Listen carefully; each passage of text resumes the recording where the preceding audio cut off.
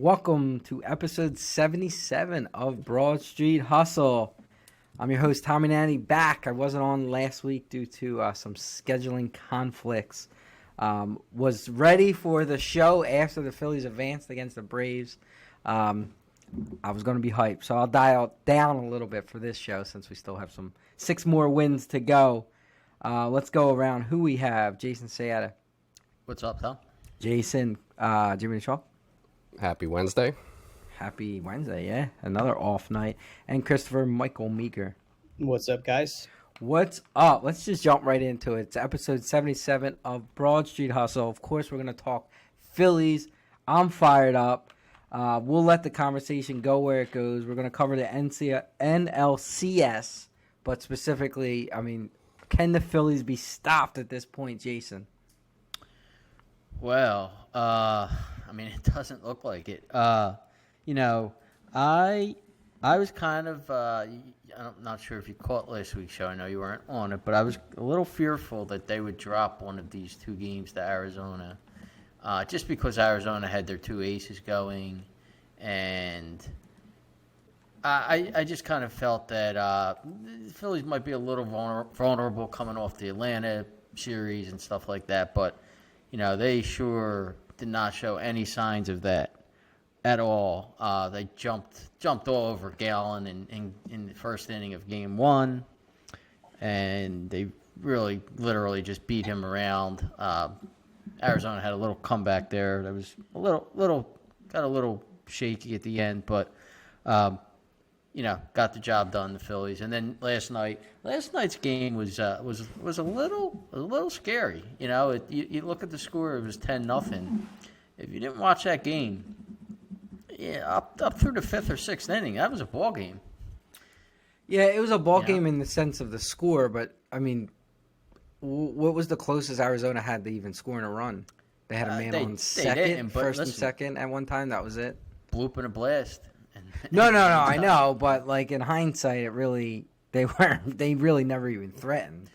Castellanos had to catch against the wall. That was just a foot short of a home run or whatever. But yeah, they were up 2-0 at that point. But yeah. So for me, you got to, everybody's going to call out the home runs, which are very impressive.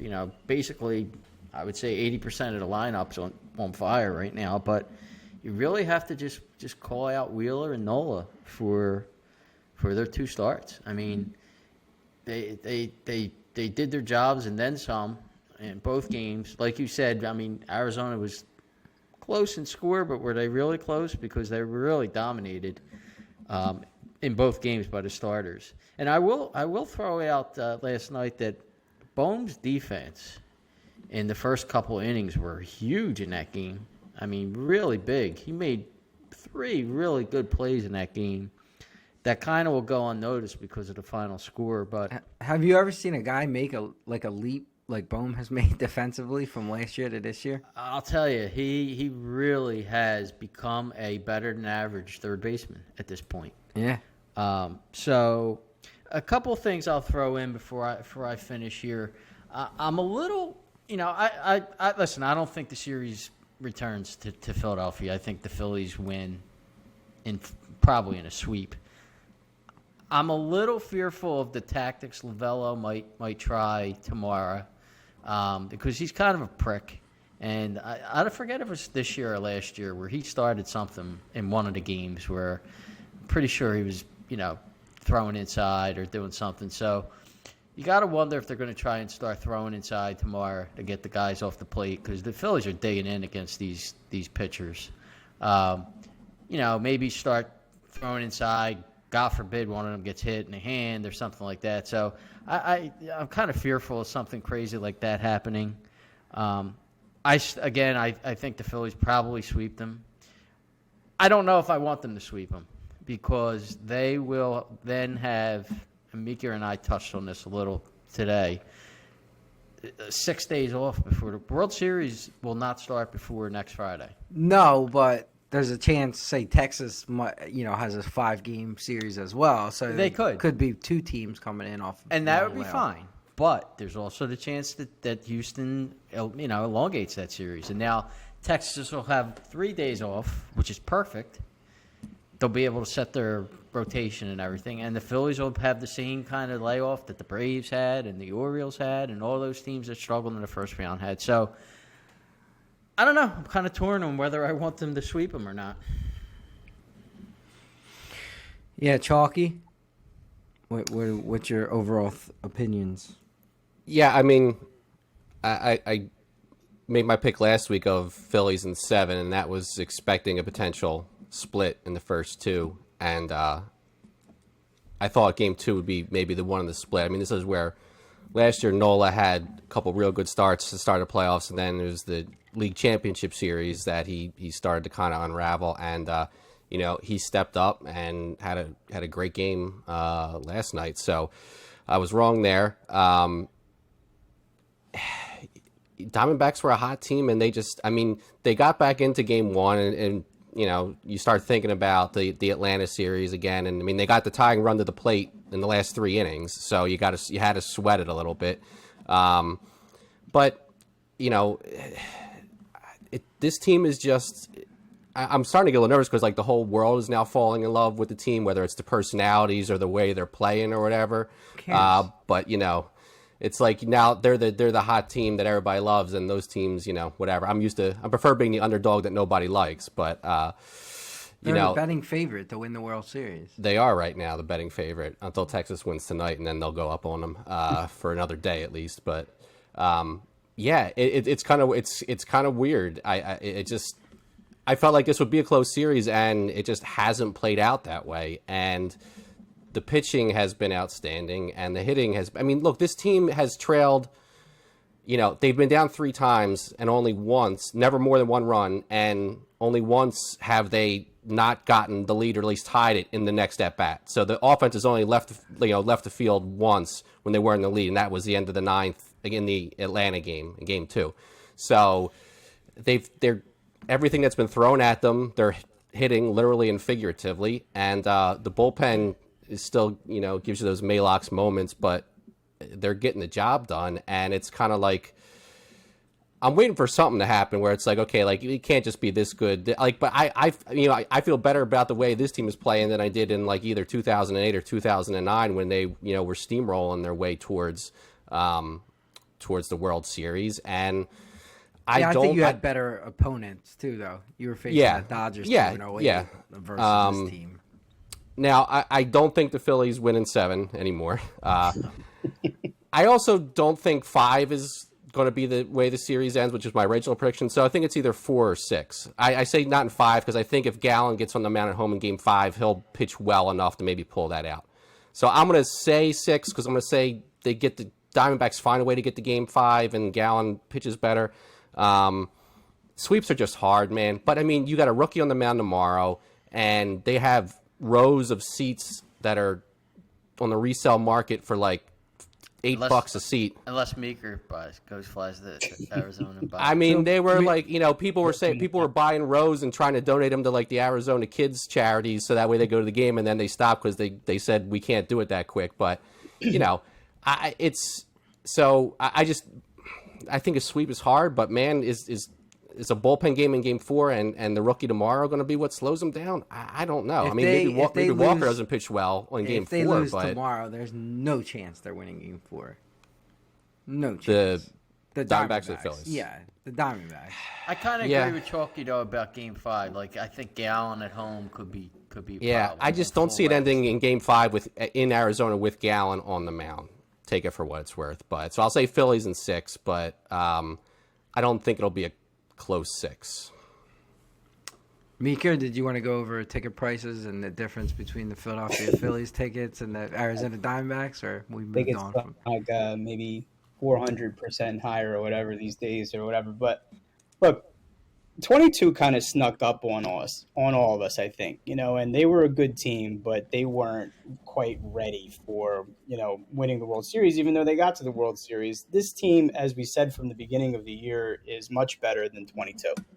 Now, just the addition of Trey Turner, just the maturation of Stott and Bohm, just an extra year of them being, just more experienced and so forth. And this year though, I feel way different. I just feel like the way that they're playing, they are on a mission.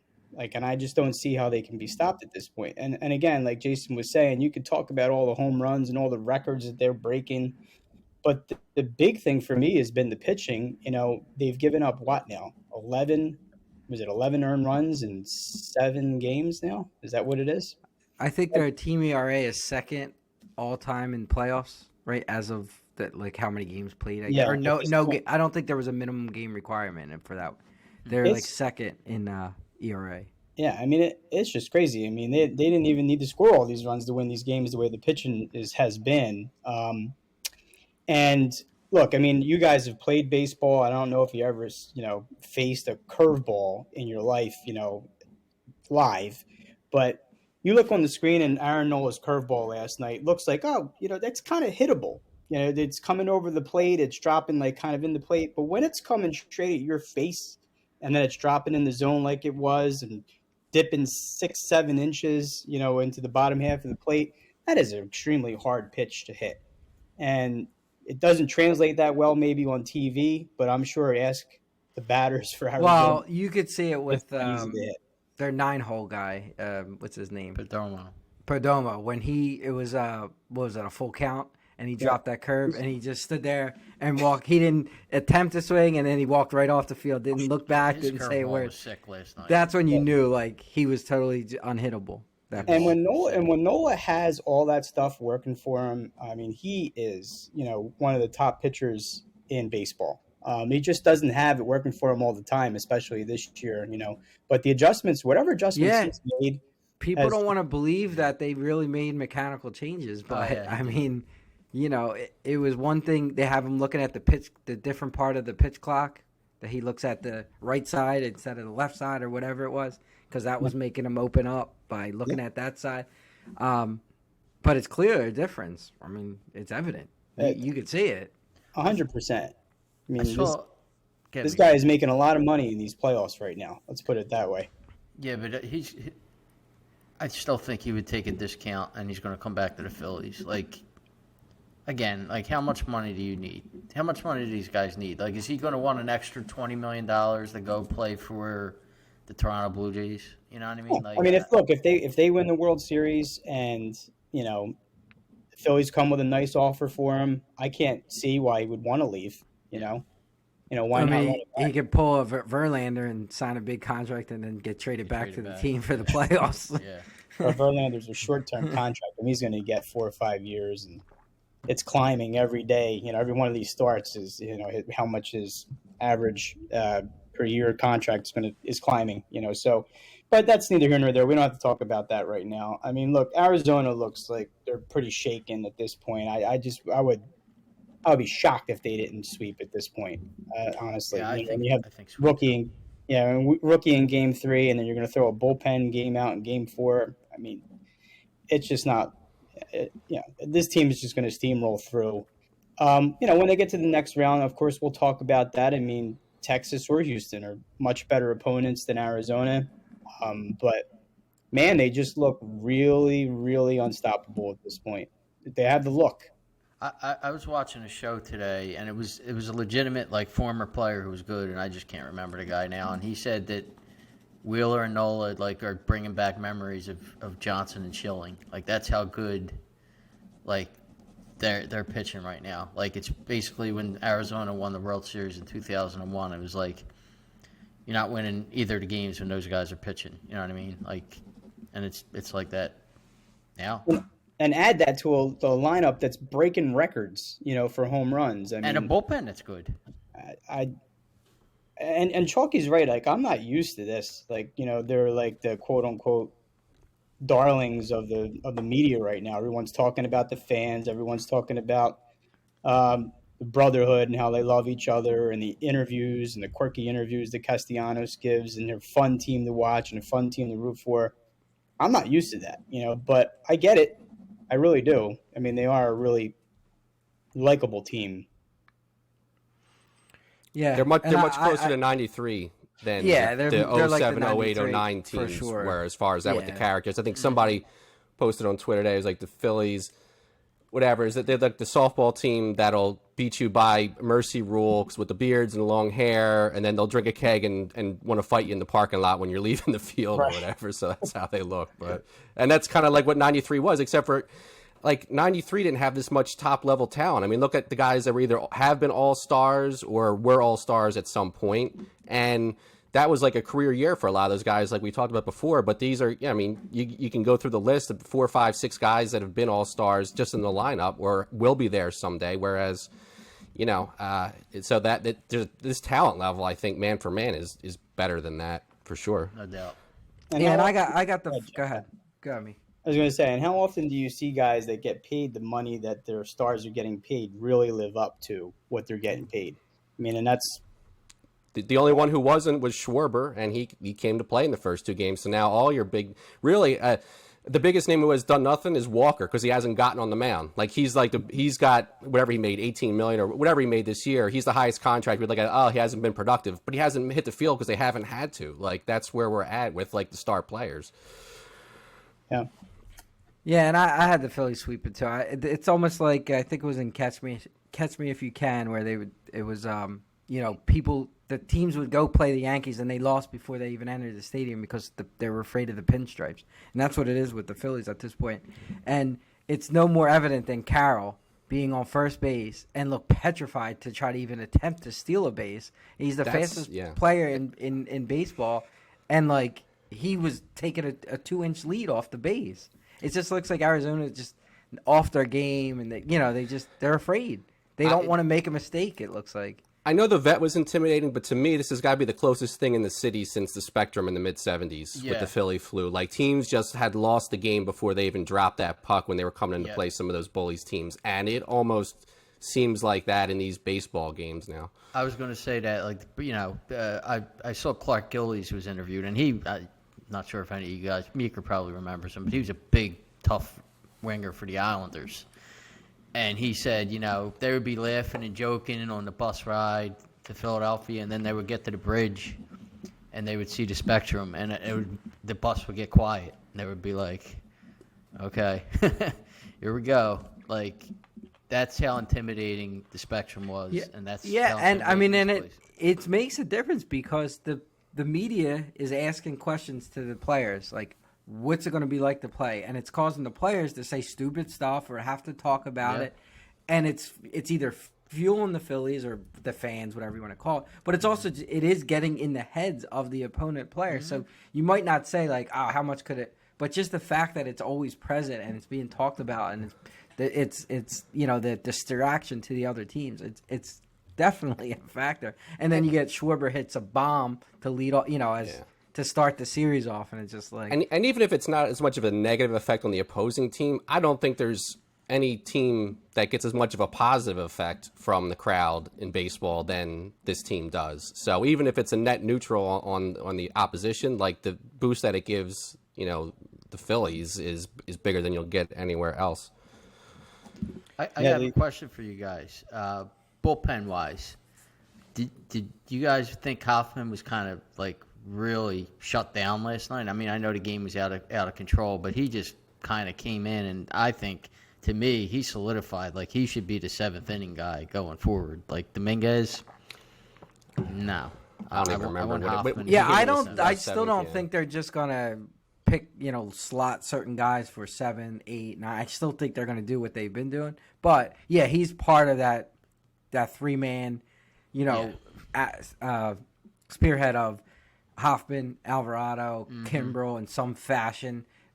Macy, Strom, right? Strom coming in for a lefty as well. Yeah, Dominguez lost it for me. Like he lost. I still don't think Dominguez pitched as poorly. I mean, as he threw a perfect pitch to get a double play, and he threw it into the center field. Yeah, he did, but he can't come in and walk the first guy. Well, like, he can't come in. That's the stuff you can't do. Like he's just gotta, I mean, and he does, and we've all talked about it, and he did it. And Kimbrel walked the second guy. Well, he's another one that scares the hell out of me. But, I mean, at the end of the day, they get it done. Seems like they're Mitch not. Williams, kind of like Mitch Williams. Yeah, until it wasn't. But, it gets it done. I mean, and,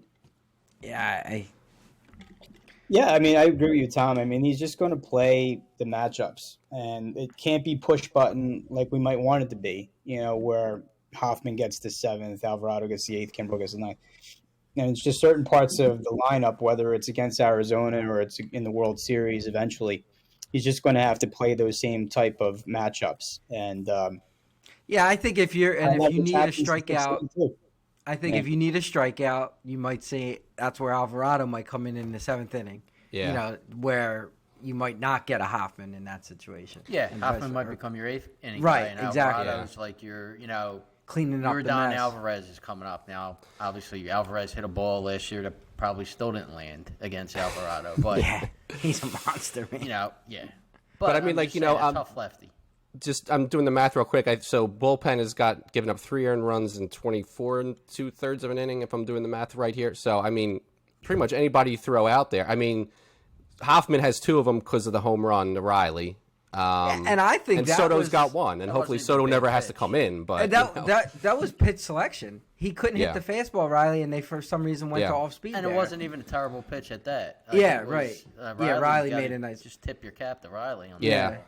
And I think, I mean, my guess, I don't know if I haven't heard him say this, but my sense is that, as we saw, I guess, in the Braves series, Thompson will bring in Alvarado or whoever early to keep the lead because in his mind, the way these guys are hitting, he's like, we could put 2 or 3 up at Yeah. the next at bat, and then I won't have to worry about needing the guy that is the shutdown in the 9th. If you keep him off the board here and we score 2 runs, then you have a lot more options after that. So Yeah, keeping the lead definitely seems to be really important to Topper. Yeah. Not to making sure they end that inning just with the play lead. it 1 inning at a time, I guess. Before last night's game, I mean, there was a lot of obviously talk about whether they should move Castellanos up in the lineup and move him out of 7th because Bohm wasn't hitting and you're not going to pitch to Harper. But it was good to see, one thing I really loved about last night, it was good to see Bohm finally, because he's been hitting the ball hard. He's just been hitting the ball at guys. He's been hitting Yeah, he's also had some pathetic at bats. He has. Yeah. Last game and a half, he's been hitting the ball hard. Before that, he looked bad. And my problem with He's Bohm's at bats are he's ahead in the count in these when he's rolling in the double plays or popping up, and it's like even Stott's the same way. Like Stott's totally lost. Yeah, He's Stott's just totally confused. lost right now. He's taking first pitch strikes down Broadway, and then he's just lost. But just a seeing eye single like he had last night could change all that. And Bohm. that was a key at bat. I mean, for Stott to Yeah. hit there to bring up JT, the extended, that was a huge. I mean, at bat. if the defense is shifted a little differently, that's an out, and they had the fly ball that they didn't catch. But I mean, maybe that's you call him fluky, whatever. But that might be enough for him to get a little, make him get back on track. I think the problem with is those 2 are back to back. It's in the middle of the lineup, and you start thinking like, geez, well they got to move somebody up. But I think as I was saying to you guys last night, I was in the car. I got home right before the first pitch, so I was listening to the pregame show. And Topper said, I love Castellanos in 7 because it's another big bat in that last third of the lineup. And he's like, I'm really not inclined to move him. So, if anything, you might shift JT up in between those 2 guys, depending on if it's lefty or righty on the mound, I would think from 6. But he likes that bottom third having at least one big bat. And, what's his name? I'll The tell center you fielder what. is not going to do it. I can't think of his name at the moment. But I'll tell you what, Rojas, as a fan, to feel this way, that I have to imagine maybe pitchers feel this way too. When we played the Braves, those first 5 hitters for the Braves, are better than any players, and right, the best 5. But after you got past them, you felt like, I could take a break. I got 6, I got 7, I get it. They're outs. They could, of course they can do something, but overall, I felt like I'm through this. And even Arizona, once you get through a couple, they're better hitters, but they're not great. When you get through, there is, with Castellanos 7th, there is no, I got through that stretch. I got through, I got Stott out. Now I got to jump back up to pitch to him. Yeah. So I think it really alters the way a pitcher goes through that lineup until you get the Rojas. And then it's just, don't walk this guy because he can't hit at all, and I don't want a guy on base for sure. Yeah. That's the only thing you're Houston thinking. in the second inning, so I don't Yeah. think they're sweeping Texas. But Reverse it would be a black hole to move Stott to 7th. Yeah, then Because now you you're would going to get Stott, Marsh, and then Rojas. right, It's not exactly. the lefties. So- No, you're not going to do that. No. You're not going to stack the lefties. No. They were just It's just talking like you were just talking about moving just swapping Castellanos for Bohm. But look, I mean, like I said, you just want the guy to get some confidence. Made a lot of good defensive plays, like you said, then got a big hit. And this all can change. And we don't have to think about this or worry about it. Because I like what you just mentioned, like having that guy hitting, having Castellanos sitting seventh, you don't get the break, just like you said. I mean, it just got a different dynamic to the lineup with that. You know. Yeah, I mean, to me, and as a fan, that's what I did in that Brave series. Every time they got past Olsen, and then I guess really past Ozuna, you were like, that's a sign. We can settle down a little bit here. I don't think runs are going to score. So I'm sure the pitchers feel that way. All right, let's. Anything else on the NLCS Phillies? We touched a little bit on the Texas. Do we feel Texas still? I mean, I had Texas as winning the World Series from the All-Star break. Team, so it might make. I think they might make it a series. They had the best road record in the American League this year. So, I think Texas still wins, but I think it could go longer. Than again, it's going to scare me if Texas now wins in 6. They're going to get 4 days off, which is perfect. Yeah. Now they could set their rotation and have a decent, layoff still. I mean, Houston's been a surprisingly bad home team for as long as they've been running and getting to the World Series so often. I mean, they lost all 4 home games in the World Series against Washington, but won the middle 3, and then they were down 0-3 in the pandemic year and came back to make it a Game 7. So it wouldn't shock me if they get back to Houston for sure. I mean, it could. I mean, I'm hoping they get through so I get dinner, but I think you gotta like Texas at this point. But maybe Scherzer will throw his arm out again. Well, the Astros do have a better, back end of their rotation. Texas won their first 2 games with their better starters. These 2 games, because they're a better road team, who knows why, but they're pitching a couple of better starters than Texas has, so, and, I think Houston will Scherzer's win. unpredictable. I mean, I don't think he's going to give you too much length tonight, so. No, Yeah. I think Houston will win 2 out of 3 here. I think it goes back, and then Texas wins in 6. In 6. I had it at 7, so I'll stick with it for now. Yeah, it could go 7. Okay, I think that's it for baseball, right? It's time to move on to the Eagles. Everybody agree? Yeah. Fine with me. Let's move on to the Eagles. Not a very good game. Impressions of the game overall. Let's see. Meeker, we'll go to you.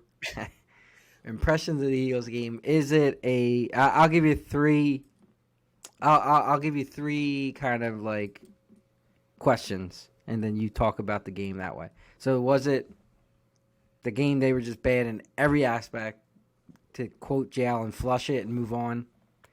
Is it signs of there's cracks in the system, or I guess 2. We'll go with 2. Is this signs of cracks in the system, or is it just flush it and move on?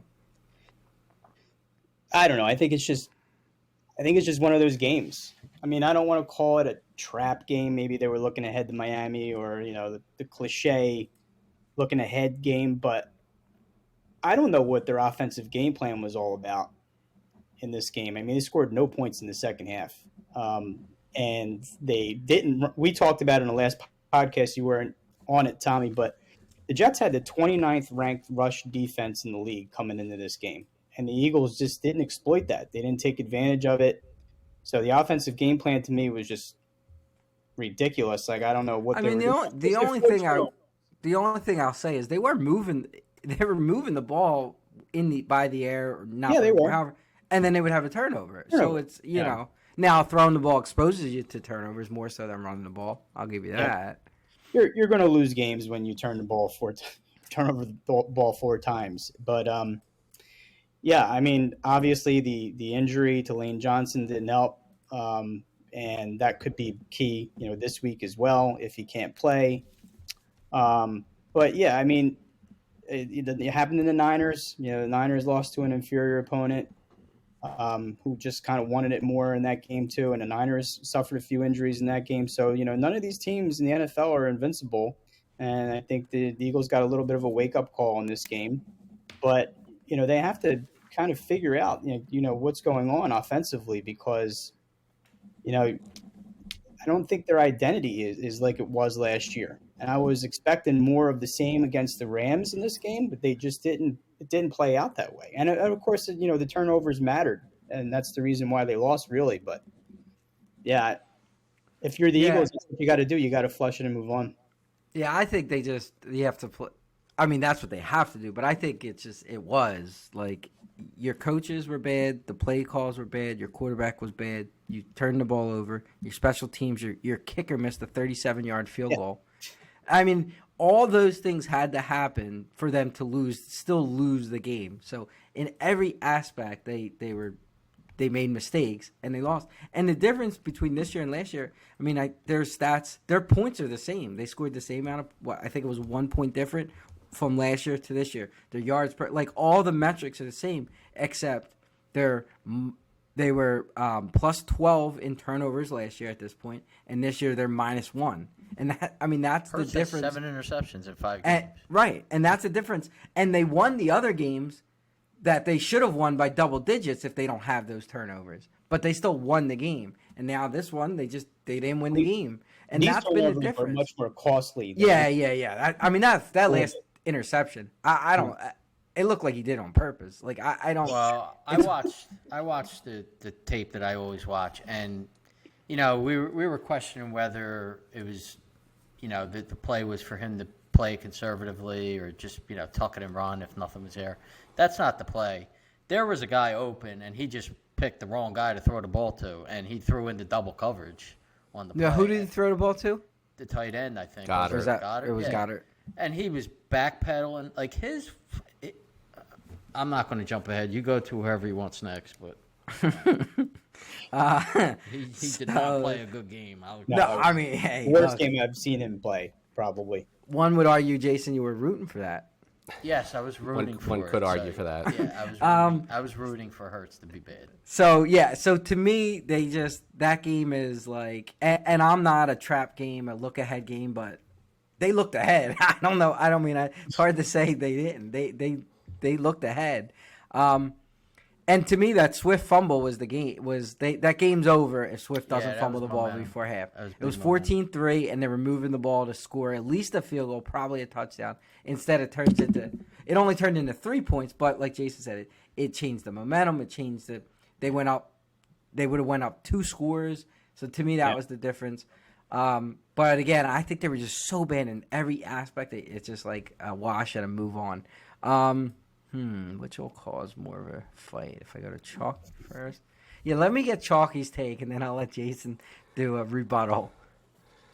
I mean, I agree with you in that they moved the ball well all game. Like I'm just looking at they got 2 touchdowns in the first half, and the one, the plays where they didn't score was the interception, which was not on Hurts. That actually looks like it was more on, I want to say, Opeta. They had 3 linemen downfield, and none of them blocked the guy that knocked the ball off on Goddard. And Goddard was positioned towards the center of the field, so if he would have went to the outside, he might not have even caught the ball. He has to turn around. That was just, I mean, the defensive player made a hell of a play. No, he made it, and that's the thing, too. Like you say, oh, well, the Eagles gave it away because they turned the ball over. But, I mean, look, the Eagles played better for most of the game, but the Jets made those plays that ended up winning the game. So, not to take anything away from there. The Swift fumble, I mean, that was your first half right there. And then you go to second half, punt. Well, that was where Smith dropped the wide open for, now that was a little bit on Hurts too. It looked like after watching some of the tape, but he still should have made the play. He jumped when he didn't have to, and that kind of threw him off. Then they had a 3 and out. The interception, which he got hit on the arm, missed field goal, and then the interception. So, and don't forget, Brown did not run a route that would have probably been a touchdown. I think so. Hurts was perfectly fine, even good to the first 3 quarters. He completely fell apart in the fourth, and I think some of it was he was getting that pressure on the right side because Johnson was out, and he started getting happy feet. And almost as soon as he started to even sense that there was pressure coming, he was either dropping and running or getting the ball out. And I think on the last interception, I think, if you watch the replay, you can see the pressure doesn't get through on the right side, but he's kind of expecting it. and he throws off his back foot, and he throws it to Goddard. He there's no way he saw both those guys there and thought he could make that throw. So he missed somebody there. And I think the Jets player said that the coach told him, if we run this, you'll get an interception because he's not going to pick you up. So I guess maybe they saw something. My problem there, now, yes, they should have run it. Okay. There's the two plays that really got them in a position that where they shouldn't have had to be was the missed field goal, number one. That's a 5-point game. And I think you look at that play differently. You don't care about the first down as much. Yeah. And two, sure. I think it was Swift earlier in that drive got out of bounds instead of staying in and letting the clock run. Then the Jets used one more timeout. So now you've already, that play is going off with a minute 20, and then you can run it down another 40 seconds before you punt the ball at that point. The problem is you could look at every single football game and say, this play caused, this would never happen if this play or that play. Yeah. At the end of the day, Hurts had the ball in his hand, and he's the one who made that pass that should have never been made. Hurts made the wrong read, threw it in the wrong way. The other thing I'll say is, after thinking about it, I'm okay with them trying to run a pass play there. My issue, I got no problem with that. My issue looking at the replay is, and I don't know if Jason was going to say this, that all those receivers, I think it was poor play design or poor play call. All those receivers went to the sticks and came back around. It's 3rd and 10. You got to expect they're going to send pressure. Put a guy shorter and you dump it off, and that way, like if you're going to run that play, there has to be an easy out where it's like this should be a short catch. If you watch the Sunday night game, Buffalo was in a similar situation, and they bootlegged Allen out with a RPO, bootlegged him out, and the tight end didn't catch the ball, but he was wide open. Like, that's a safer play than what they tried to have Hurts run. Now, you assume he's going to make the right decision, but, nobody was like 3 or 5 and button hook. It was everybody ran to the sticks, and I'm like, that's a tough play when it's 3rd and long, and you're going to expect them to bring pressure. So I think it was poor play design or a bad play call, and the execution, obviously, on Hurts' part was atrocious. You just can't make that pass. I mean, you could throw an incompletion, you can take a sack, you can't make that pass. I mean, you just can't. And people that have a problem with the running, or you signed a quarterback for $250 million. The reason why your roster isn't as strong as you want it to be is because your quarterback's making, so he has to make plays to make up for the difference. So you're not going to, you rely on that, and he didn't make the play. Jason? All right, so I'm going to start with the first thing is Meeker was talking about that they didn't run the ball. Well, if you look at their stats, their running backs, I take out Hurts' run stats. It was like 1.9 or something, right? 14 rushes for 33 yards. Yeah. So they were not running the ball effectively, and that's why they didn't run the ball. So that's number one. 2, so I think there were 2 critical plays, and we've already discussed the one ad nauseum, which was the Swift fumble. But the second is Lane Johnson getting hurt. That changed the game because now Driscoll comes into the game. And, if you watch the replay, you watch the tapes, he's getting pushed back the whole game into Hurts. Now, 40% pressure, I think he gave up 40% pressure on 40% of the passing plays. He was getting bull rushed and ragdolled the whole game. Now, understandable, he's not Lane Johnson, and Lane Johnson might be a Hall of Famer when it's all said and done. So that's understandable. But what I think is going to happen is, I think if Johnson's out for any period of time, I think he might try to play this week. I'm not sure, but I've said it before, and you guys probably remember. I said if Kelsey or Johnson ever get hurt, they're in trouble. And I think it's going to expose Hurts because he holds the ball too long. On the interception where his arm got hit, and it got picked off, he's got to get the ball out. He's got to understand that Driscoll is not Lane Johnson, and Driscoll is not going to be able to hold off the guy rushing him as long as Lane Johnson would. And I think that stuck because that was one of either the first or second play in the 4th quarter, and then after that he completely fell apart. It happened where he got hit, he turned the ball over, and then mentally he just didn't recover from that. He started taking off when he should be shuffling up into the pocket. He started running. Yep. He started shuffling his feet when he's throwing. He just became a disaster, to be honest. 2 things with that, though, is one, if he doesn't play Sunday, they practice with Driscoll all week. I think it's a little, it's a little bit different. Right. There's going to be a different. But that's going to take somebody out of the pass. Yeah, but I'm just saying, I don't think you would have that same amount of pressure. And two, that's where the coaches need to, like, I know you have a game plan, but when somebody gets hurt, that's crucial to your game plan. You don't just keep calling the same plays. So you can't rely on Hurts to get the ball out of his hands fast because that's not who he is. So you need to call plays that are going to be designed to, if Driscoll's getting beat, it's not going to hurt you as much, or you're bringing a tight end over, or you're chipping with the it's something. You can't just keep calling the same plays as if Driscoll's going to be Lane Johnson. Yeah, I mean, that's a sign of a rookie play caller. Like, he didn't change. Johnson didn't change up his calls. He didn't bring help to that side. But Sirianni's their head coach. I mean, whoever you want to blame on it. But I mean, they didn't change. Like you said, they didn't change it. Like, if they put somebody over there to chip, it's probably a little bit of a different game. But they didn't make any adjustments. And the one more thing I'll throw in is on the last play of the game. I'm sure Chalky saw it if you watched the quarterback school. And I didn't even realize this watching the game. I saw in the replay, like, at the end of the game. I was like, he had him up top, but I thought he just threw it up. I think it was Brown. The guy was open on the post, and he, instead of throwing the ball, he shuffles his feet right for left. I mean, for reasons nobody knows. And by the time now he throws the ball, the play's done. Yeah. If he throws the ball when he should, they win that game. They win the game. Yeah. He's got a touchdown. Yeah. And I think I think passing quarterback. And I think a lot of Hurts' struggles go unnoticed because he does that drop back, leaves the pocket early, rolls out, either makes a play or throws it away. And you just say, how's nobody open? This guy couldn't get. But then if you watch, the plays are there, and he's either his eyes never went to the one side that he didn't get through his progressions, or he already left the pocket. So now he eliminated an entire, so much of a quarterback. I mean, Peyton Manning, for instance, what he did was all pre-snap. Everything he did. Now he threw a great pass as well, but it was pre-snap. He knows where the ball is going. Brady, they know where the ball is going. Now I know I'm naming the best quarterbacks that ever played a game, but still, that it wasn't like drop back and just like scramble and look around. They had a plan before.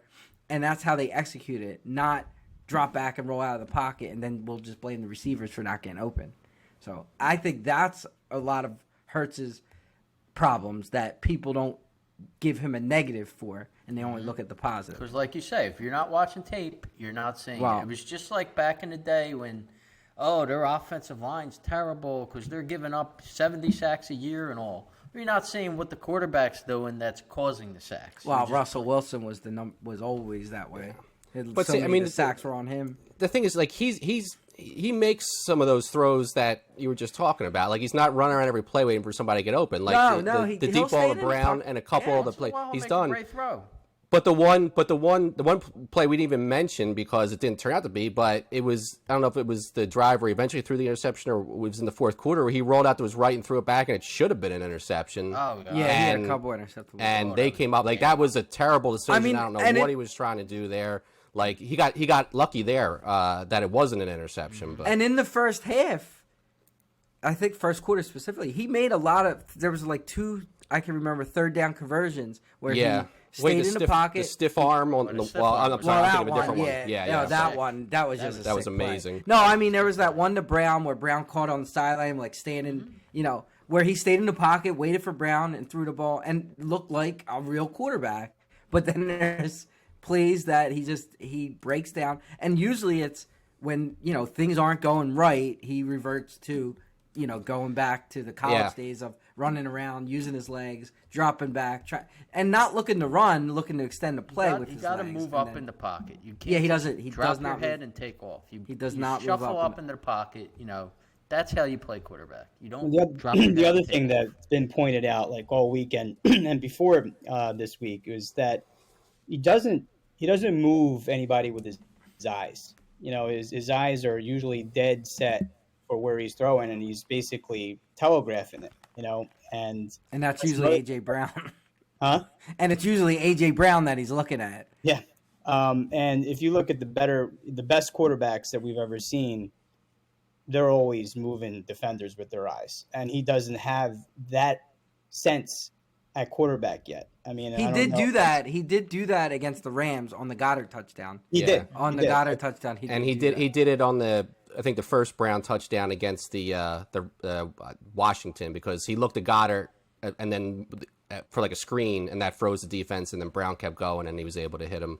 But he doesn't do it that often, and I think he's not consistent with it. One of the criticisms I've seen is that like he doesn't go through all his reads. Like after his first or second read, he's either letting it rip or he's bringing it down. That was through. I think that was up until, or maybe even in the Washington game, but. Like that was, he's not going through. If he's got 4 reads, he's not making it to 3 and 4. And that's evident when you see guys like Quez Watkins open and Goddard open. You know they're not. Well, I would not throw to Quez Watkins. But he was wide open in the end zone in a play that he would not throw. Yes. Well, you'd be a bad quarterback too.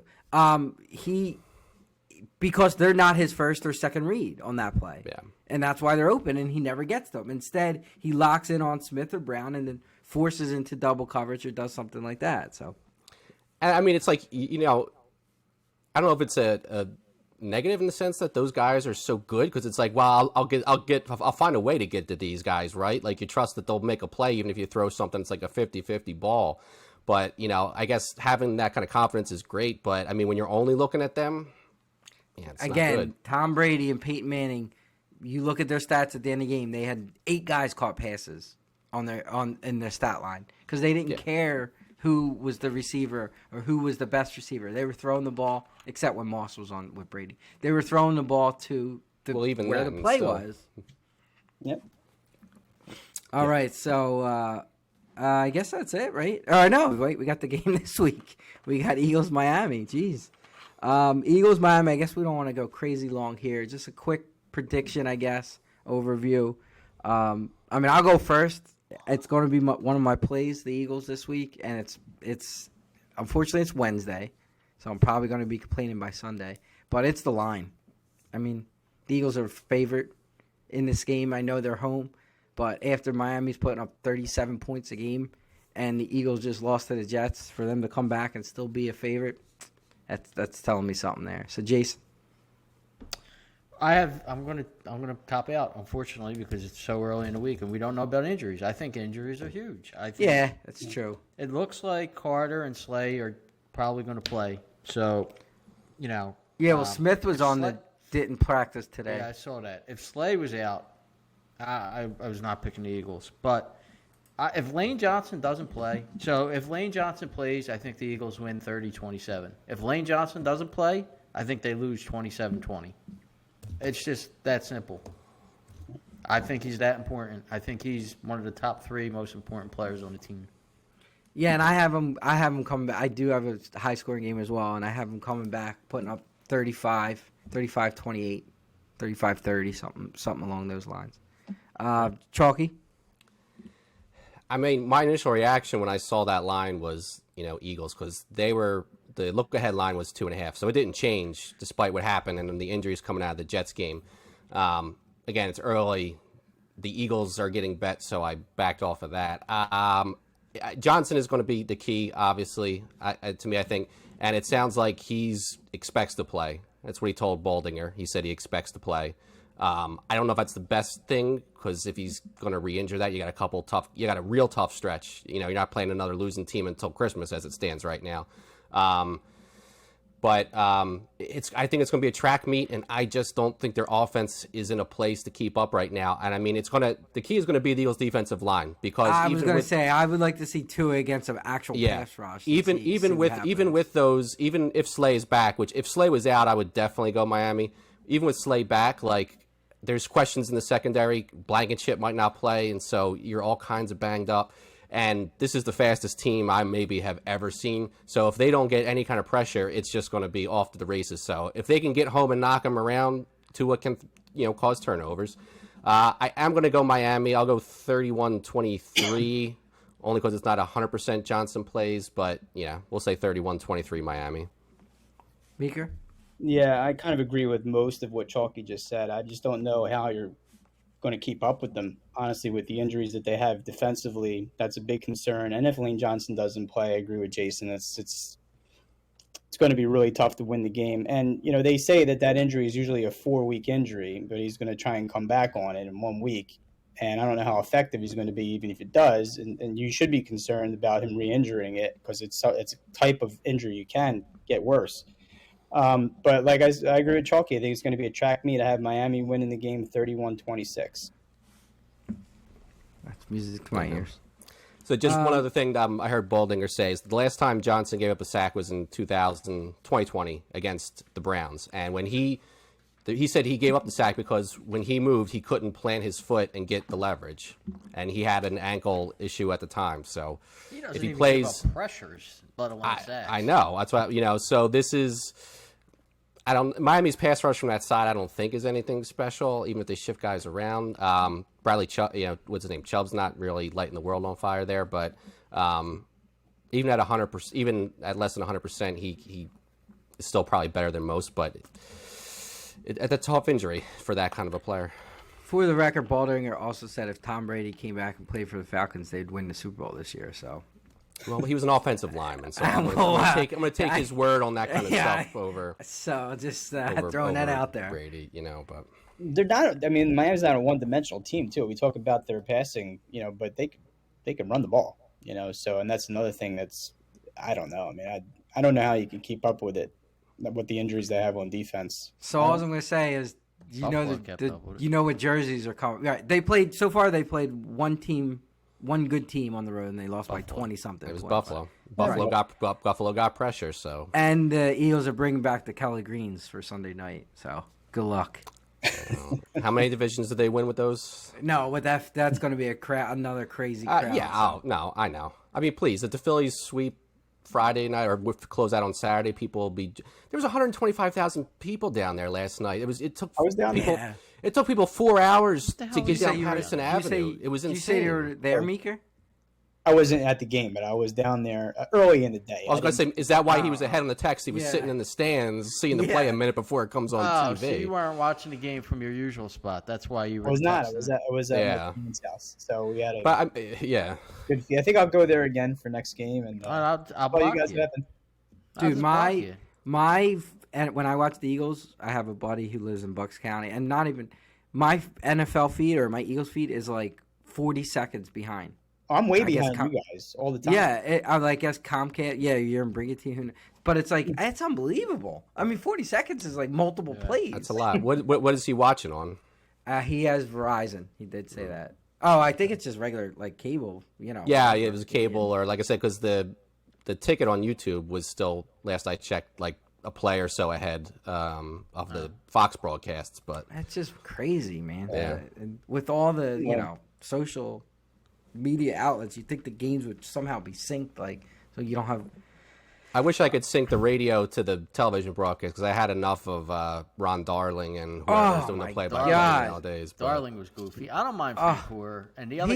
He's been okay. Frank Gore's been okay. I didn't mind Frank Gore last series. It seems like they're trying to find stuff to talk about. I guess they're trying to keep Arizona in the series. Yeah, even with Darling too. Darling was it's bad. like. Well, he said it was 3-0. Oh, when you get the Hamels and these pitchers count, he's unstoppable. Yeah. What are you talking about? It was 3-1. Yeah, Darling was not good last night. Oh my God, he was brutal. All right, let's do our picks. I'm gonna go get my brown bag to put on my head while Jason goes through it. But go ahead. All right, so we will start with our normal over-unders, and unders is crushing it again. Under went 11-4 this week. So on the year, over is 37, under is 55. So under is 60%. And I don't know if that's changing anytime soon with the quarterback play in this league. So the public kind of fell back a little bit with their over/under. They were 7-8, but they're still up on the year. 49 wins, 43 losses. Public finally had not a terrible week, but not a good week. They were 7-8 with the spread. So they're still 56-35 on the year, which is still outrageous. And now we will get to our picks. I will start with myself. I went 2-1. I did lose another best bet with Tampa Bay, which was an awful pick, but I won with the Saints, Texans under, and I won with the Ravens. So I went 2-1. We'll go next to Tommy. Tommy went 1-2. He lost his best bet with Carolina. He lost with the Saints. And then he did win the Jaguars game, so he was 1-2. Our boy Chalky, 3-0 on the week. I couldn't find a brown bag. Nice, Chalky. There you go. It's got glasses and everything. Is that pink? So Chalky went 3-0. Chalky had the Rams, Cardinals under. He had the Raiders to cover, which he got a little lucky on, but he got the win. I'd say very lucky, except for that there was a bullshit call. Sorry for the language, on the drive that gave the Patriots a touchdown. But Okay. yeah, it was very. That's 2 years in a row. Raiders Patriots. There was a bailout play at the end to get a cover. And then he had the Cowboys, so he went 3-0. So great week for Chalky. And then we get to our boy Meeker. So Meeker was 3-0 last week for the first time in the history of the Broad Street Hustle podcast. First time. Let me say that. So what does he come back with? We thought, he's on the right track now, and he's going to start, Move knocking along. him down. And what does he follow up his 3-0 week with? 0-3.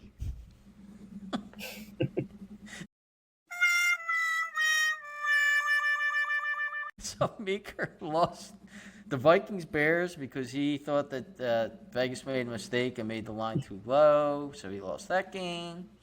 The Falcons, he hitched his wagon to Desmond Ritter. You see what happened with that game. Never bet. Undefeated at home in his whole life, and then Until Meeker picks him. And then he had the Yeah, Jag. every opportunity. They tried to let Atlanta win that game and couldn't win. There were 4 out of 15 games that went over in a week, and Meeker managed to find one of them to pick under on, and that was the Jaguars in Indianapolis. So Meeker was 0-3. So on the year, I am 11-7, 61% win, profit of $297, 16% ROI. Tommy 6-12, 33% win percentage, minus $558. I guess it's a loss. Minus 31% ROI. Chalky is positive 10-8, 56% win, plus $142 profit, 8% ROI. Meeker 7-11, 39%, loss of $461, and a minus 26% ROI. For the year, the pod is 34-38. 47% win, minus $580, $580 loss, and minus 8.1% ROI. Our best bets, terrible. I'm 2-4, my best bet, so start fading that. Tommy's worse. He's 1-5, but his best bet, start fading that. Chalky's 4-2, Meeker's 3-3, so we're 10-4 as a podcast on best bets. We gotta get that better. No, that can't be right. 10-4. 10-14. Sorry. Oh yeah. Yeah. And then I'll finish our all-time. So all-time, I'm 44-26, 63% win percentage, profit of $1,389, 20% ROI. Tommy is 34-30, 53% win percentage, profit of $307, 5% ROI. Chalky 34-37, 48% win percentage, loss of $568, minus 8% ROI. And Meeker, 30-39, 43% win percentage, minus $1,180. That's a loss, and a minus 17% win ROI. I'm sorry. Okay, so let's give our picks. It is Wednesday as a disclaimer, so it's going to be tough. You might see some lines change. Yep. I will complain if I do poorly. I will tell you that it's now. It's tough doing it Wednesday. If I do well, I will not complain. I'll say it was fair. So just a disclaimer on that. But we'll go to Chalky first for his picks as the one who's been hot. Yep. Well, that's okay. Well, my top pick, the best bet, whatever you want to call it, it's going to be based on a line. So I'm taking Ravens -3 against the Lions. Oh, come on now. We all know how we think at this point. Like, really. Like, the Ravens when won. When we did it 2 weeks ago, we both won. So the Ravens, lost an ugly game against the Steelers, won an ugly game and covered against the Titans last week. And the Lions are now the darlings of the league since they're tied for the best record, whatever. And they made the Ravens the favorite, and people are betting the Lions as of Wednesday. So it's a home game for the Ravens, but still, I'll take the Ravens -3. That's -110. Second pick is going to be under in the Steelers-Rams game. That's under 43.5, -110. It's the third straight home game for the Rams, but they struggled till the end as we sweated it out with the Cardinals last week, and the Steelers have a better defense, and people are going over on it, so I'll take the under there. And third pick, if I didn't hit my third pick last week, I was just going to plug the numbers from the board in and pick a random number and go with that. But since if it did win, I'll try to legitimately pick a team, and I'll take Denver on the money line -105. The line seems kind of shady, Denver's been just god-awful no matter how you slice it in most of these games. And even though Green Bay hasn't been the best, it feels like they should be a bigger favorite. So it's sitting at 1 now. I'll take the money line on Denver. Yeah, Meeker. All right, so my best bet this week is going to be over in the Eagles game since I'm picking a 31-26 final. The over-under is 52, so the Eagles, the Eagles-Miami game over 52, it's -110. My second pick is going to be the Raiders, -3 against the Bears. Bears are a bad team with Justin Fields. They're probably a worse team if he's not playing. And that's a big public pick, I'm sure, at this point. But I don't know. Who knows? That can change between now and then. But it's -3 at the moment, -110. So I'm taking the Raiders. And I'm taking under in the Kansas City Charger game. And that's under 48, -110. Looks like Herbert's being bothered by this finger situation that he's got. Didn't play really great against Dallas. And a lot of Kansas City games have gone under. Their defense isn't bad, so I'm going to take under 48 in that game, -110. All right, Jason. So as you could see, when Chalky made his first pick, I will have the same best bet as the Chalky with the Ravens -3, -110. And then also the Lions defense really struggles against mobile quarterbacks, so I think Jackson is going to kind of have a nice game in that regard. So.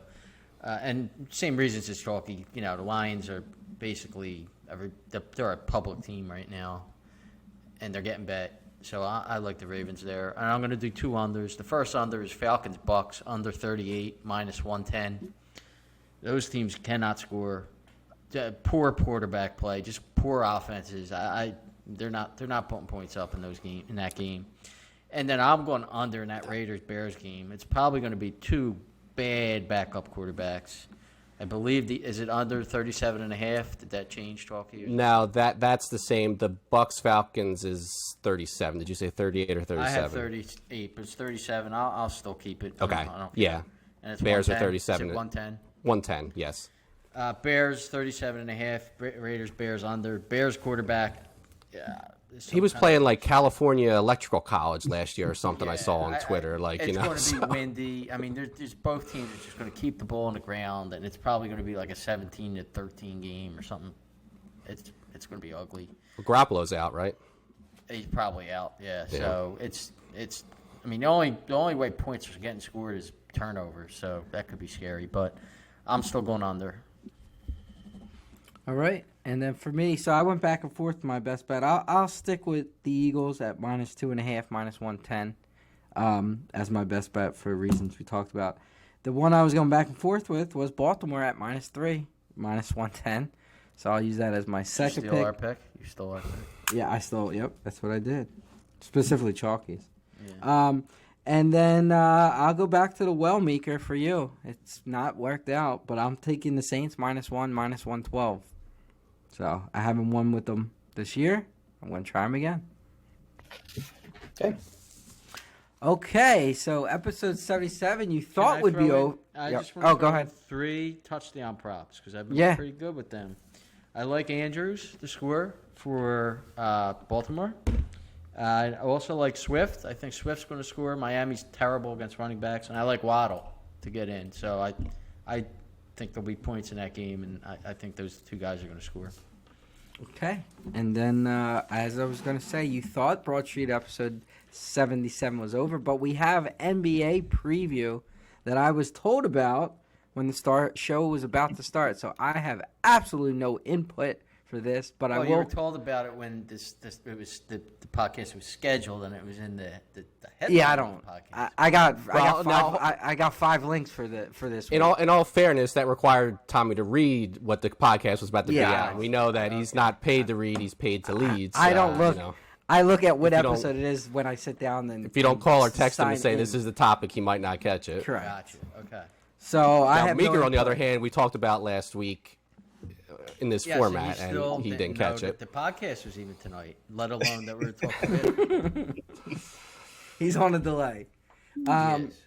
So, but I will host. So I'll drive the engine, and it's our typical preview show. We do kind of a generic preview, a Sixers preview, of course, where I can do input on that, and then we kind of go through some of the who do we see winning the divisions, and I think we go all the way to the championship traditionally, and then some awards. So, yeah, let's kick it off. I'll go right to you, Jason, as I need to get a glass of water. I'll go right to you with, I guess, Sixers, right? Yeah. So, the main question for the Sixers is going to be James Harden, right? What's going to happen with James Harden? Now, I said, and I'm not sure if I said it on this podcast, I've definitely said it, that I never thought, regardless of what was said over the summer and leading into training camp and in training camp, I never thought James Harden would play another minute for the Sixers. And as it stands now, it doesn't look like he's going to. He's already starting trouble. He's not showing up at practices. He's pulling stuff already. And I saw some things today stating that his plan is going to be to kind of do this kind of stuff to basically force his way out to get traded to the Clippers or wherever he wants to go. So I don't think he's playing. Honestly, I don't think Nick Nurse cares. I don't think Nick Nurse likes him or wanted him. And I believe Nick Nurse is just treating it like I'm coaching the guys that are here. And I don't care one way or the other what you do with your fat ass. So I'm going to stick to my guns with Nick Nurse being a great addition in the offseason and a guy who's going to coach up who's ever there. He's going to coach up Maxey to be a better player. I honestly think that the guy who's going to make the biggest leap this season for the Sixers is going to be Paul Reed.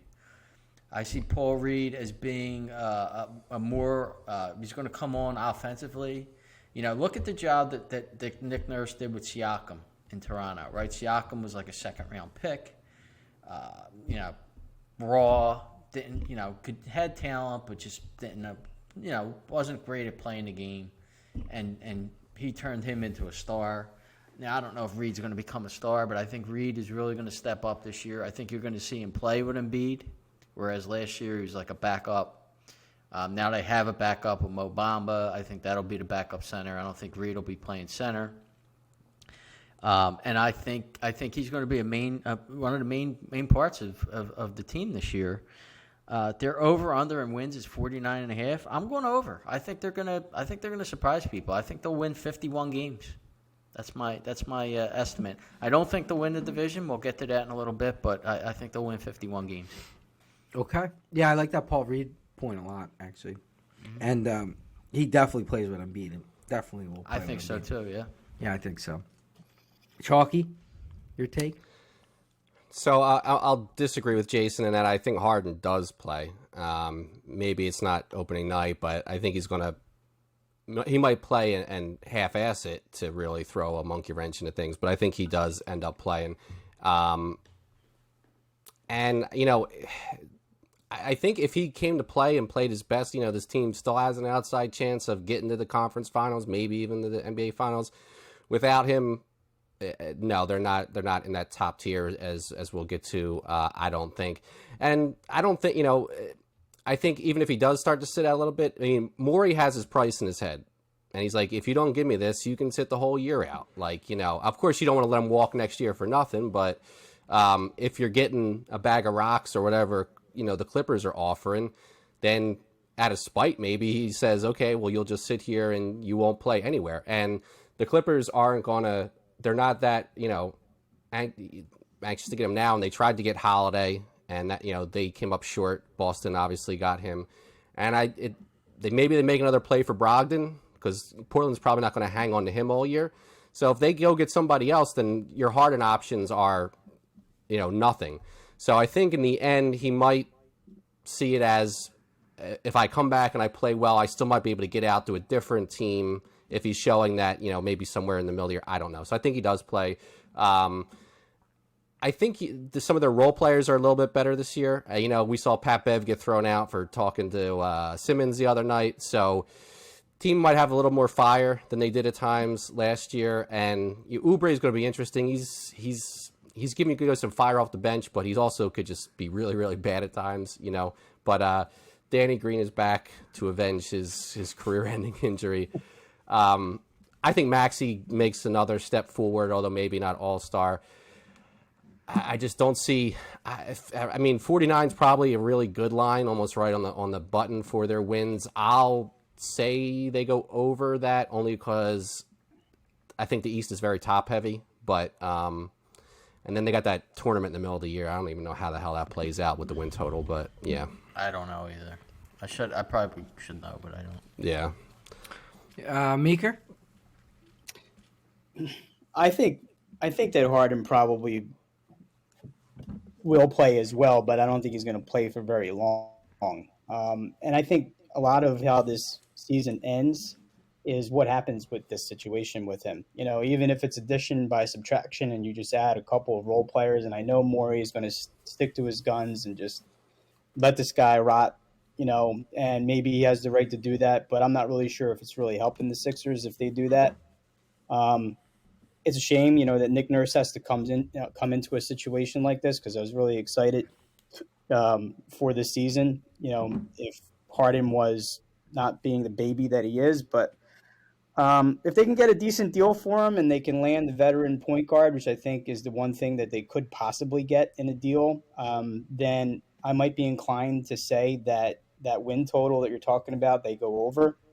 But I don't really see, even if they do make a move like that, I don't really see them going too far in the playoffs this year. And I agree, Maxey might make a leap. And Nurse is a good coach for that, and I like Oubre. I like the addition of Oubre and Pat Bev, but I just think that the Bucks and Boston, like those are obviously the two teams that you're looking up at.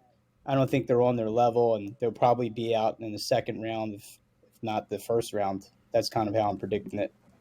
The one thing I'm going to add seed in the conference. Yeah, the one thing I'll add on the Harden trades from stuff I've read today is it looks like Morey's playing it for next year. To be honest with you, like he's trying to trade Harden for expiring contracts, and he doesn't want to bring a bad contract on to just get rid of Harden.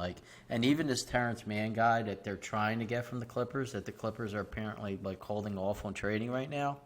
The rumor is they would get him and immediately flip him for a first round pick. So I think they're trying to Harris is expiring this year, Harden's expiring, and if they trade Harden, they want expirings back, and I think they're going all out for next year. It looks like to me, to maybe sign Siakam or somebody like that. And see, I think that's what maybe makes it more inclined for them to hold on to Harden, because he doesn't have 3 years left, right? This is the last year, so you get expiring contracts that aren't going to make you better. Then you're not doing it. You're not getting any better by him not playing or trading him. So it's going to be the draft capital plus a player like Mann. I don't know that LA is going to go up, anytime soon to what Morey wants. So unless Harden comes in and starts setting the building on fire, yeah. So I mean, look, if LA gives you 2 firsts and Mann, then you make that deal. Or if you get something else that you can immediately flip, but Markieff Morris and some of these other guys, they're not going to help you win this year. So with an expiring contract in Harden, you can let him sit, and then he's gone either way. So.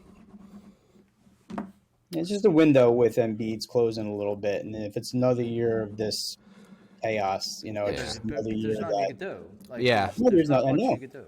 I And get that's where it's different from the Simmons situation for me. So, like, who knows exactly what they were offered from other teams, but, guys like Halliburton or some of these were rumored, and I wasn't as crazy about that because it's like, well, he's going to be good in a couple years. You want to try to win now.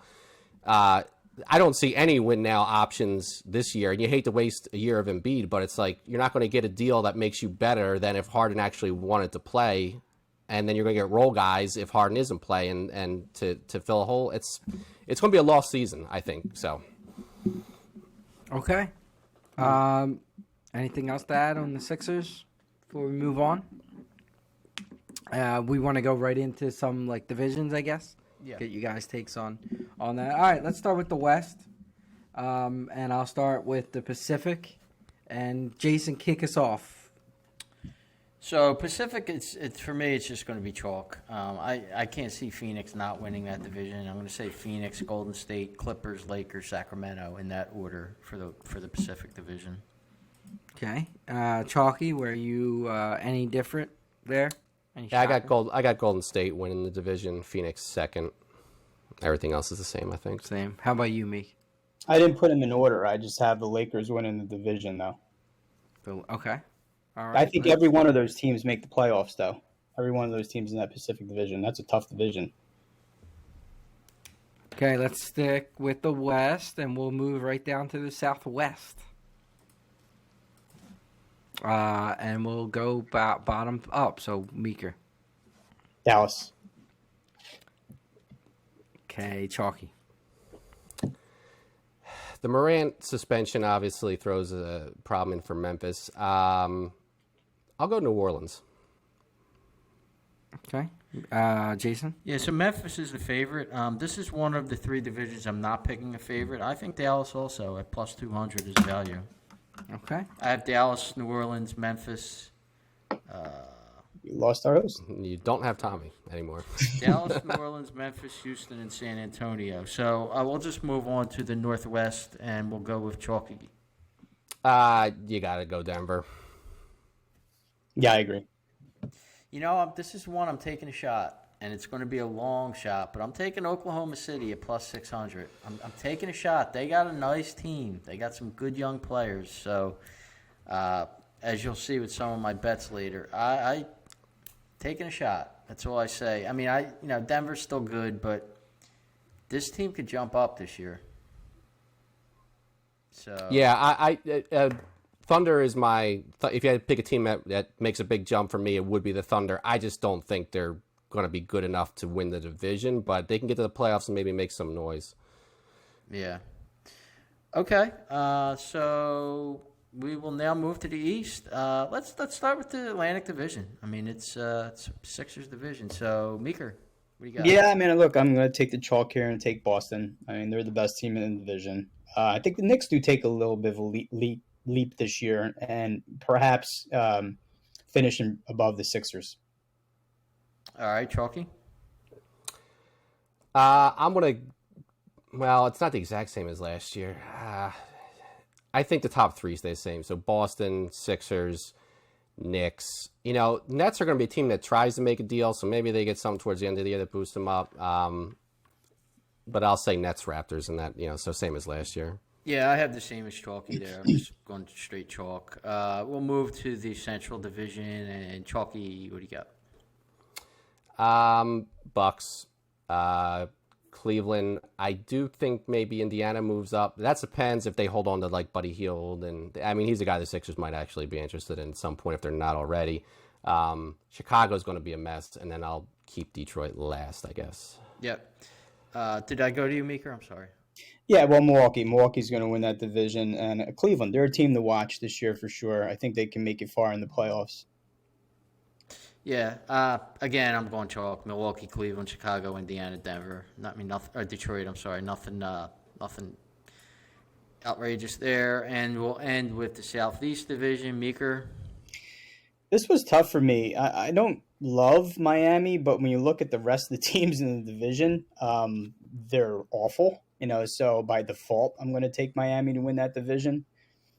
But I think they might be like the 8th seed in the playoffs like they were last year. Same kind of situation with them. Chalky? I mean, I don't love Miami either because they lost 2 starters, and so their depth now becomes an issue. There's not a lot of great teams there. So my pick would be the Heat. If I'm betting a team, I would bet Orlando at 8-1. So that's what I have. I have Orlando 8-1 as an upset to win this division. And then I've just followed through Miami, Atlanta, Washington, Charlotte. But that's one of my, Orlando and Oklahoma City to me are the 2 upstart teams this year. All right, let's move on. Let's just skip right to conference finals and then finals. I don't think it's worth it going through every playoff team since there's like 10 of them for each. Meeker, what do you have for your conference finals? And then who gets to the finals? And then we'll go back and see who wins. I'm gonna start with the East. In the East, I kind of went chalk here, honestly, and just took Boston and Milwaukee. Look, I mean, I understand that adding a superstar to the mix doesn't always work out, i.e. last year with Phoenix and Adam Durant. But, they're starting the year with Dame. Man, that team is going to be tough to beat. And unfortunately, I know they're the chalk, but I'm going to take Milwaukee to win the Eastern Conference. Okay, chalky. Same 2 finalists. I mean, if you look at most of the top teams to win, as far as the betting odds, like most of them have shook up a little bit, like either big player in, big player out. If Harden was back and fully dedicated, I might elevate the Sixers because you just don't know what the chemistry is going to be with these 2 teams. I mean, Boston's got a lot hinging on Porzingis staying healthy again for another year for them to make it that run. And Milwaukee gave up a lot of defense in moving Holiday, but I will say Boston and Milwaukee conference final, and I'll say Boston gets back to the finals. Yeah, I went chalk as well. I went Boston, Milwaukee. I struggled with this. I still don't like Boston's coach. I not that I like Milwaukee's new coach because he's unknown to me, but I'm going to go with Milwaukee to get to the finals. I think Boston's the favorite, so it's kind of slightly not chalk, but that's where I'm going there. So let's jump over to the West. Chalky, what do you got going on there?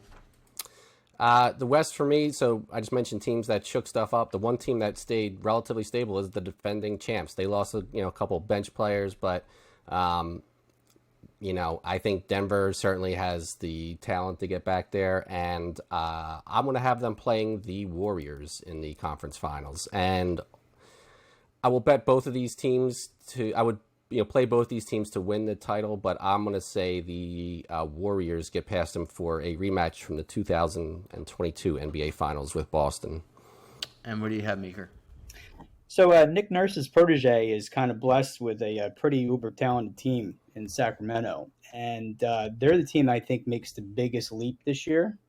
And I have them going to the Western Conference Finals to play the L.A. Lakers. Oof. And I have an upset.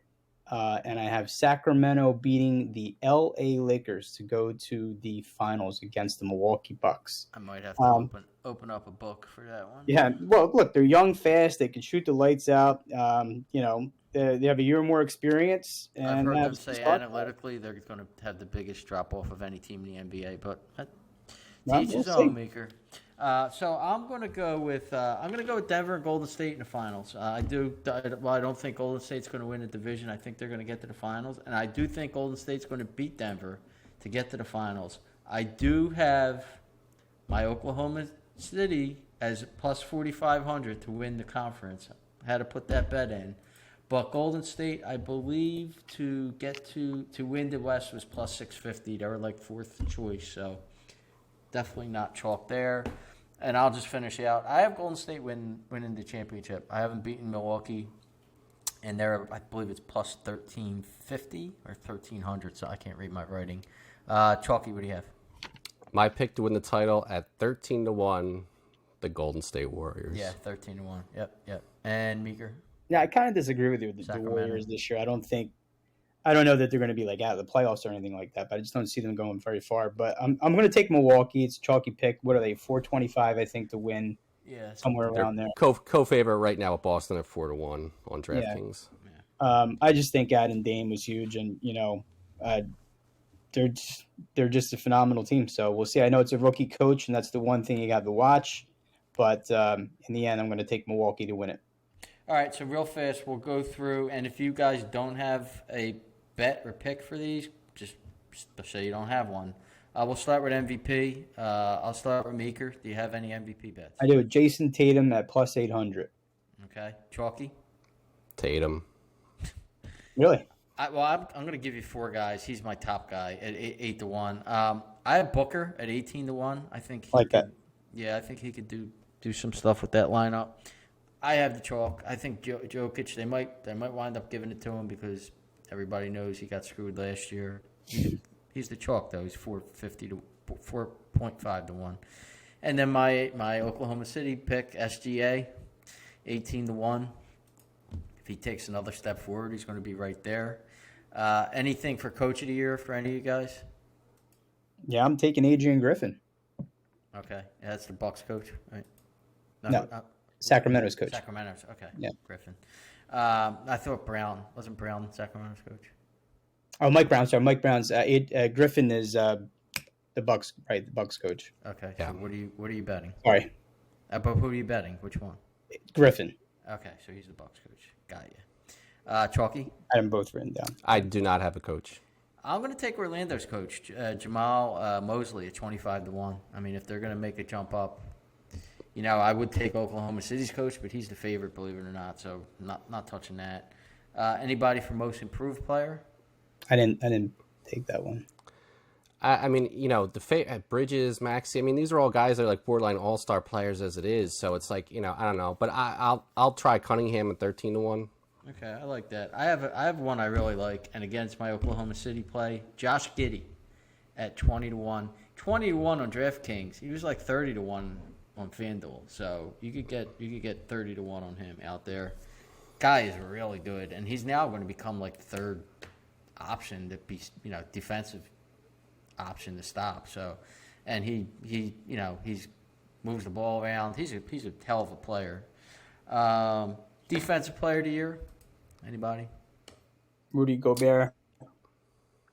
Mikal Bridges, 18 to 1. Like Gobert's 400. So I got Wembanyama at 50 to 1 like 3 months ago. Now he's no longer 50 to 1. He's 20 to 1. But he's my pick. I mean, I don't know if his game offensively is going to, he's still so young, but defensively, I think he's just going to be blocking shots and putting stats up, and I think he's got a shot, especially at 50 to 1 now, 20 to 1. Yeah. And then finally, sixth man of the year. Anybody? Chris Paul, 20 to 1. Chris Paul. I actually have Kuminga because I thought Paul was going to start for them. I don't think he is. Well, they'd have to shift Clay to small forward, which they could do, but yeah, I think he's going Kuminga to at come off the 70 to bench. 1. I thought he's going to score. It all depends. Like you said, I don't know what their starting lineup is, but at 70 to 1, I just thought there was value there. I mean that's one of those wide open ones. I mean, in terms of odds, like the favorite, Brogdon and Quigley are co-favorites at 8 to 1 each. Yeah, I don't think Brogdon ends up being He's going to get traded, right? a sixth man. He's either going to play more on Portland or he'll get traded somewhere else. So yeah. I don't like Brogdon at all at that price. Yeah. All right. Well, I think that unless you guys have any other bets you want to talk about. Yeah, you didn't mention Rookie of the Year. Wow. I mean, do you really think? You would think. I mean, but just for value's sake, Brandon Miller is 1,600, so I might bet that just to pick against the chalk. Yeah, I just don't. I mean, unless Wembanyama gets hurt, I don't see any way he does not win Rookie of the Year. There is something that I don't know if you can bet these as parlays, but I was looking at under overs for points per game for some specific players. Yeah. Yeah, I don't Kyrie. know about parlays, but you could definitely bet. You can bet them, yeah. But I mean, if you can put it in a parlay, of course, you get better odds on the win. But Kyrie Irving is 26.7. I think that's got to be an under. LaMelo Ball is 23.7. I think that's got to be an under. And Jordan Poole is 24.7. I think that's an under there. The overs that I do like is Jamal Murray. He's kind of low at 20.9 points per game. I like the over there. And I thought I wrote someone else down, but can't read my chicken scratch, so guess that's it. But yeah, the Sacramento pick, I think, to win the conference is, I'm not mistaken, was like maybe 1,900 To Kind of 1. like that pick if you're going to bet it. Should be 1900 to 1. Well, 1900. you guys like Golden State? I'm not 25 to sure 1 right about now. that. 25 We'll see. to 1. All right. Well, I think that concludes episode 77. I will sign off for Tommy, who dropped off. But that concludes our episode. Next week, we hopefully will be talking World Series for the Phillies. Kind of confident that we will be. But so we'll get into that. And obviously, we'll get into Week 8 of the NFL as well. In a couple weeks, we will start talking Breeders' Cup, which is not far away. It's 2 weeks away. So we will incorporate that into our show in 2 weeks. But for now, thanks for Meeker and Chalky and Tommy for joining. And we will see you guys next week. Go Phils. Ring the bell.